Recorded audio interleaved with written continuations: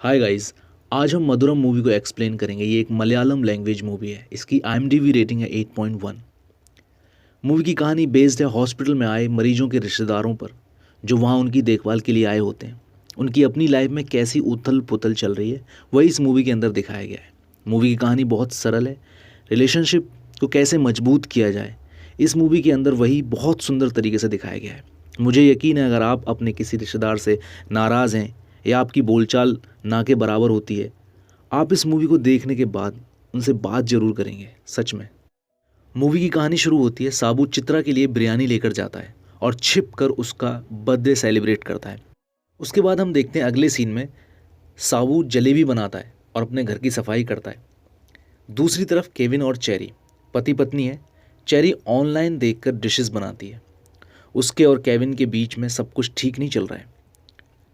इधर साबू हॉस्पिटल पहुंचता है और लोगों को जलेबियां बांटता है, क्योंकि आज चित्रा यानी उसकी वाइफ का बर्थडे है। साबू की वाइफ चित्रा हॉस्पिटल में एडमिट है। इधर केविन चेरी को छोड़कर हॉस्पिटल के लिए निकल जाता है।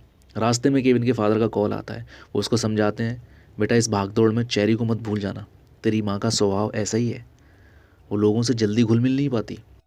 उसी दिन ताजू के फादर भी हॉस्पिटल में एडमिट होते हैं। ताजू केविन के दोस्त का छोटा भाई है। वो उस रूम में पहुंचता है जहां पेशेंट के साथ आए हुए लोग रुकते हैं।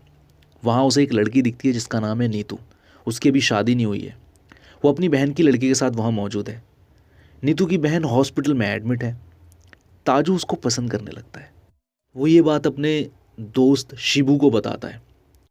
वहाँ एक रवि अंकल हैं जिनकी वाइफ का नाम है सुलेखा। उनकी वाइफ भी उसी हॉस्पिटल में एडमिट है। उनकी शादी को 40 साल हो चुके हैं। वो अपनी वाइफ से बहुत प्यार करते हैं। जब केविन, साबू और रवि अंकल पहली दफ़ा चेरी से मिलते हैं, तब उनको पता चलता है कि उन दोनों के बीच कुछ भी ठीक नहीं चल रहा है। केविन अपनी माँ की वजह से चेरी को डिवोर्स देना चाहता है। साबू उसको समझाता है कि ऐसा मत करना, और ये तेरी लाइफ का मामला है, फैसला भी तुझे अपने लिए लेना है, माँ के लिए नहीं। फिर रवि अंकल उसको समझाते हैं, जल्दबाजी में कोई फैसला मत लेना। रवि अंकल फिर उसे अपने 40 साल के रिलेशन की मिसाल देते हैं। साबू चेरी को जाते हुए देख रहा होता है। केविन साबू को ये देखते हुए देख रहा होता है। साबू वापस उस जगह जाता है जहां वो पहली दफ़ा चित्रा से मिला था।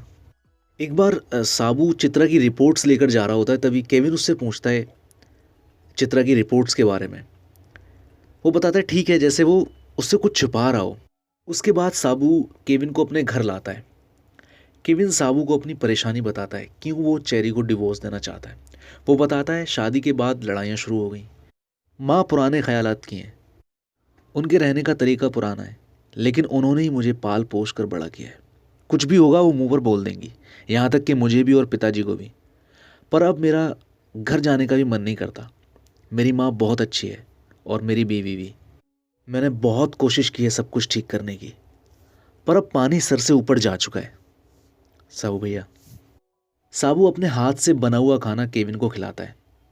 केविन पूछता है, आपने खाना बनाना कहाँ से सीखा? साबू बोलता है, गुरुजी से।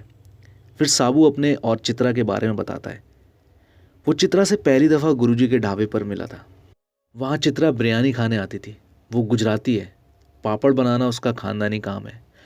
गुरुजी ने साबू के पूछने पर उसे बताया होता है। साबू भी गुरुजी से चित्रा के पूरे परिवार के बारे में जानकारी लेता है। एक दिन साबू ने अपने हाथ से उसके लिए बिरयानी बनाई थी, जो उसे बहुत पसंद आई। वो साबू से उसकी रेसिपी पूछती है। वहाँ से उनकी थोड़ी बहुत बातचीत शुरू होती है। चित्रा गुरुजी से साबू के बारे में पूछती है।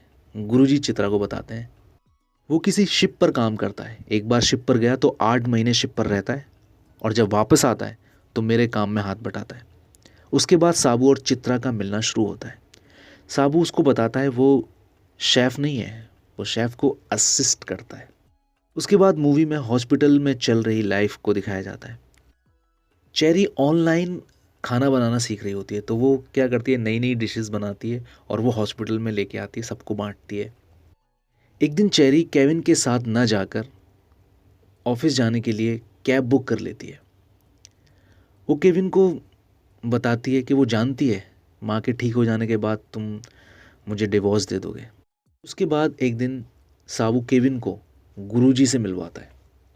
गुरुजी हंसते हुए कहते हैं कि तूने बिरयानी के अपने सारे किस्से कहानी सबको बता दिए क्या। ताजू और नीतू की कहानी भी थोड़ी आगे बढ़ चुकी है। ताजू और नीतू की बातचीत शुरू हो चुकी है। एक बार ताजू और नीतू एक दूसरे से बात करते हुए वापस लौट रहे होते हैं। उस टाइम केविन ताजू को फ़ोन लगा रहा होता है। तभी वो उसे सामने से आता दिखाई देता है। वो उसको अंदर रूम में जाने के लिए कहता है। अंदर उसका दोस्त शिवू रो रहा होता है। शिवू ताजू को रोते हुए बताता है कि उसके फादर नहीं रहे अब। ताजू ये सुनकर फूट फूट कर रोने लगता है। अब इधर केविन को ये लगता है कि ताजू के फादर की मौत सरकारी डॉक्टर्स की लापरवाही की वजह से हुई है, जबकि उसके फादर की मौत सर्जरी से पहले ही पैनिक अटैक की वजह से हो गई थी। केविन ताजू के फादर की मौत की वजह से अपनी माँ को लेकर थोड़ा परेशान हो जाता है। साबू उसको समझाता है और हॉस्पिटल के डॉक्टर्स का सक्सेस रेट उसको बताता है, जिससे केविन को सरकारी हॉस्पिटल पर भरोसा हो जाता है। उसके बाद साबू चित्रा के पास चला जाता है। फिर मूवी की कहानी साबू और चित्रा की कहानी को आगे बढ़ाती है। साबू 8 महीने के बाद वापस आता है। उसे गुरुजी से पता चलता है चित्रा भी उससे प्यार करती है और ये सब चित्रा की फैमिली को पता चल जाता है। वो चाहती है जल्द से जल्द शादी की बात उसके घर पहुंचाई जाए, वरना उसके घर वाले चित्रा की शादी किसी और के साथ कर देंगे।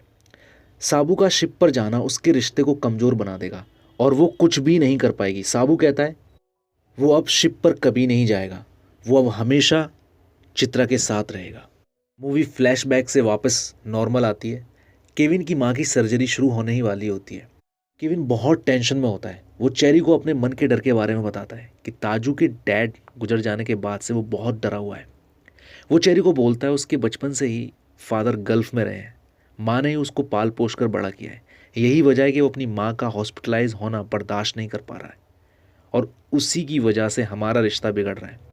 वो चेरी को बताता है वो उससे बहुत प्यार करता है, वो अकेले ये सब हैंडल नहीं कर पाएगा। दूसरे दिन केविन अपने फादर से बात करता है और वो अपने फादर को चेरी और अपने रिश्ते के बारे में बताता है कि वो अब चेरी के साथ बहुत खुश है। केविन उस दिन बहुत खुश होता है। वो रवि अंकल के साथ बैठा होता है, तभी साबू की आवाज़ सुनता है। रवि और केविन दोनों बाहर आते हैं। वो देखते हैं कि साबू हॉस्पिटल के स्टाफ से झगड़ रहा होता है। आज से पहले साबू को कभी किसी ने गुस्से में नहीं देखा होता।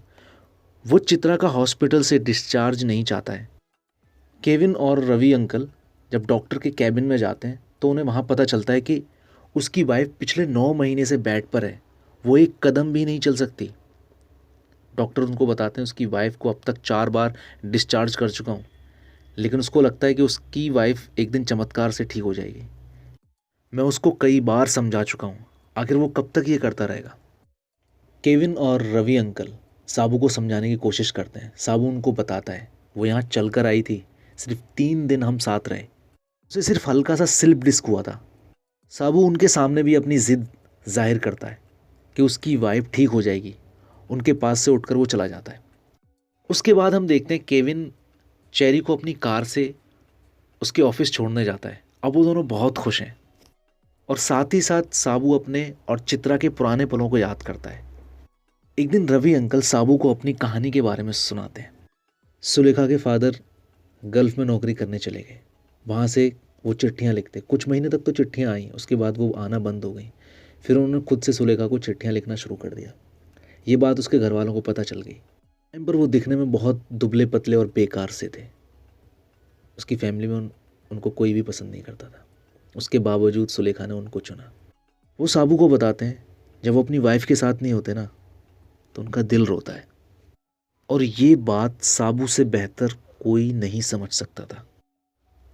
उसके बाद रवि अंकल की वाइफ को भी हॉस्पिटल से डिस्चार्ज मिल जाता है।